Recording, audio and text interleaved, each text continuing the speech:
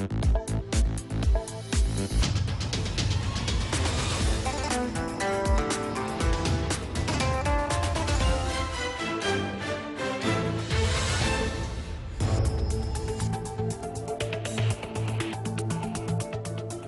evening. You are watching the news from the Sultanate of Oman television. First, the headlines. Assigned by His Majesty the Sultan, His Excellencies the Minister of the Diwan of Royal Court opened Sultan Qaboos Mosque in the Wilaya of Nizwa in the Governorate of Ad-Dakhiliya. 14 pro-government troops are killed when a Saudi-led coalition air raid targeted their position by mistake. The White House says it's open to limited talks with Moscow on Syria, and Muallim denies Moscow is getting involved in Syria's internal affairs.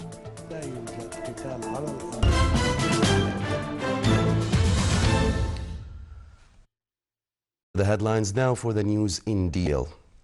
Assigned by His Majesty Sultan Qaboos, His Excellency Sayyid Khalid bin Hilal al-Busaidi, Minister of the Diwan of Royal Court, opened today Sultan Qaboos Mosque in the Wilaya of Nizwa in the Governorate of Ad-Dakhiliya. The mosque reflects the historical importance of the Islamic culture capital and highlights its civilization role over ages. It is located in the new area being developed in the Wilaya of Nizwa and near main road junctions that link the Governorate of Dakhiliya with the governorates of Muscat and Dhofar. It was built on an area of 80,000 square meters. The mosque consists of the main prayer hall with an area of 3,546 square meters that accommodate 4,500 worshippers, in addition to outside areas that can be used for praying and can take additional 3,500 worshippers. It also includes a prayer hall for ladies that accommodate 434 female worshippers, a library, classrooms, and 4 minarets.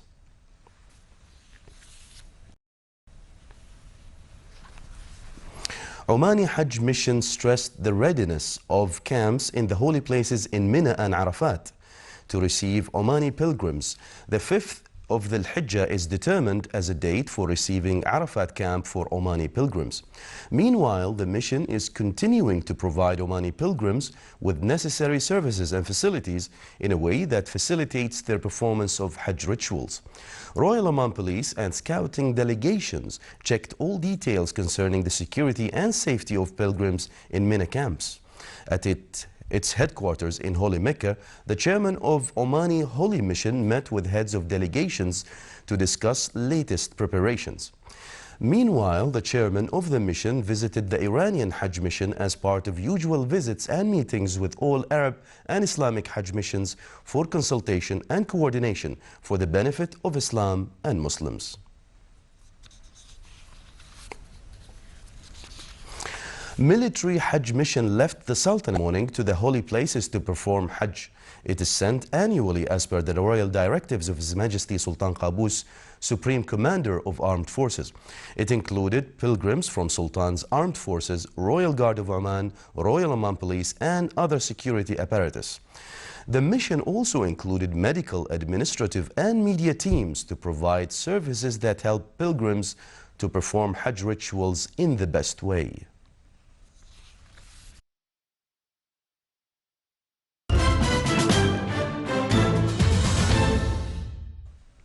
At least 14 pro-government troops were killed when a Saudi-led coalition air raid targeted their position by mistake. The Air Force bombed a gathering of fighters in the region of Harib, believing them to be Houthi rebels. Harib is around 80 kilometers south of Ma'rib, the capital of the central province.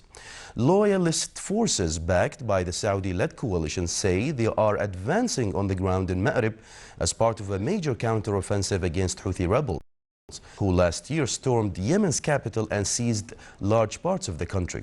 Coalition aircraft launched a series of raids this morning on rebel positions in the south of the province.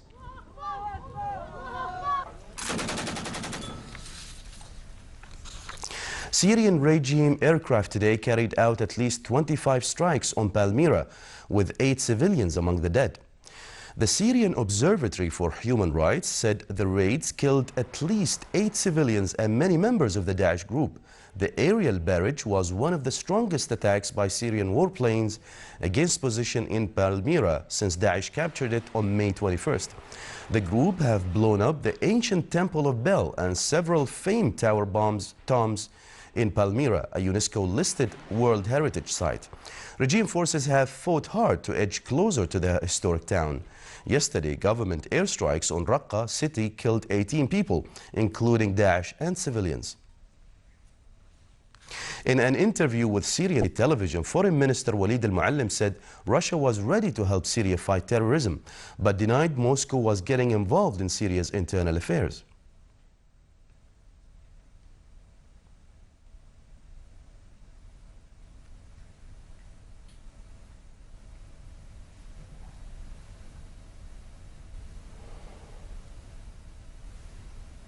The White House said it was open to limited talks with Moscow following the controversial deployment of Russian troops and heavy weapons to war-torn Syria. White House spokesman Josh Earnest said Obama's administration was willing to hold tactical, practical discussions on operations in Syria and the fight against the Daesh group. There's no military solution to the turmoil that plagues Syria right now. The solution to this lies in advancing the kind of political agreement that would transfer Assad out of power and put in power a government inside of Syria that has the confidence and reflects the will of the Syrian people. That's the root of this. We would warn them against doubling down on their support for the Assad regime. That's a losing bet. It's a losing bet for Russia, it's a losing bet for Syria, and it's a losing bet for our efforts to degrade and ultimately destroy ISIL. And that's why we'll remain open to what I would describe as tactical, practical discussions with the Russians. And those discussions would be focused on furthering the goals of our counter-ISIL coalition and ensuring the safe conduct of anti-ISIL coalition operations.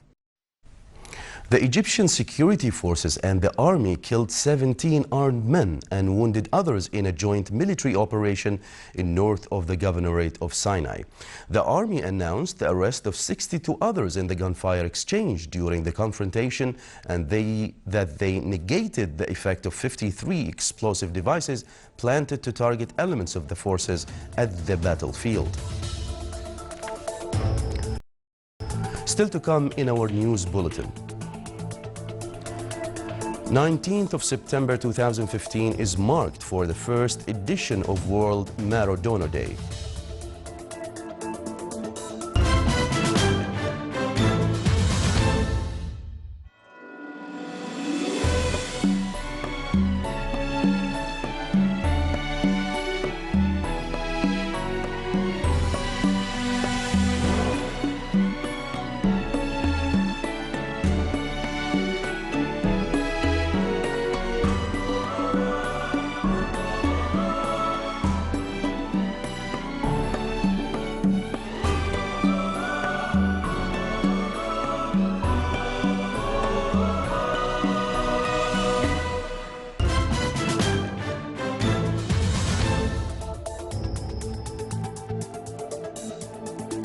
Hundreds of traumatized Chileans spent a second night out in the open or in shelters last night as an offshore 8.3 magnitude earthquake left 12 dead in the coastal city of Coquimbo.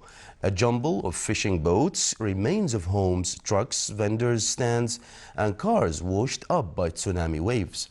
The earthquake was the sixth strongest in the history of Chile and the most powerful anywhere in the world this year. Close to 1 million people have or were evacuated from Pacific coastal areas as a precaution as Chile sounded a tsunami alert, with warnings issued as far away as Japan and New Zealand. The quake occurred at a shallow depth and the epicenter was 228 kilometers north of the capital Santiago, a city of 6.6 million people, where there were scenes of pandemonium as thousands fled swaying buildings. In the hours that followed, tsunami waves of up to 4.5 meters came crashing onshore in the Coquimbo region, causing extensive damage to the region's port. Chile lies on what is known as the Ring of Fire, and of fault lines that circles the Pacific Basin and is prone to frequent earthquakes and volcanic eruptions. Very few organs and tissue can be donated during the donor's lifetime. Bone marrow is one of them. The following report is highlighting its importance. Rodolphe is in hospital, but he's quite happy to be there. At last, he's donating bone marrow.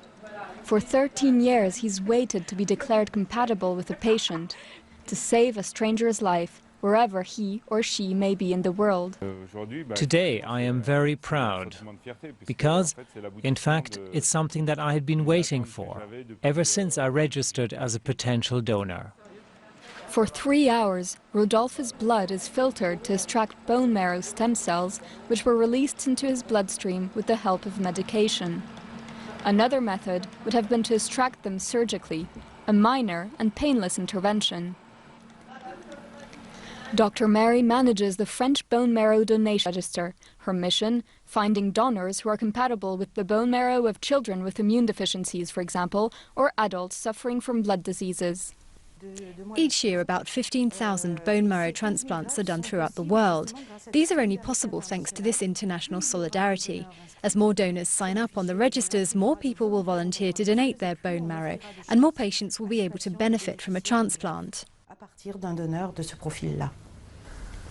Jan is 26. He owes his life to a donation. 2 years ago, he was a young medical student when suddenly his life turned upside down. He was diagnosed with leukemia. He needed a bone marrow transplant urgently, but in his family no one was genetically compatible. Obviously, my brothers and sisters wanted to give me their bone marrow so that I would be cured. But in the end, it was a complete stranger who saved me. Somebody I never met, never will meet, and who will never meet me. And yet I owe that somebody my life. Qui ne me rencontrera jamais. Malgré tout, je lui dois la vie. Jan now wants to spend his life saving other people. He is studying hard for his medical exams so that one day it can be his turn to save someone else.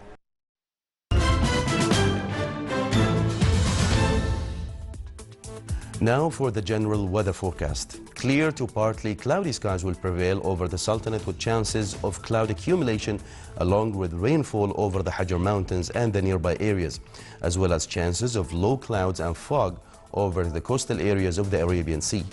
Winds will be easterly to northeasterly light to moderate along the coasts of the Sea of Oman, while it will be southerly to southeasterly light to moderate along the rest of the Sultanate.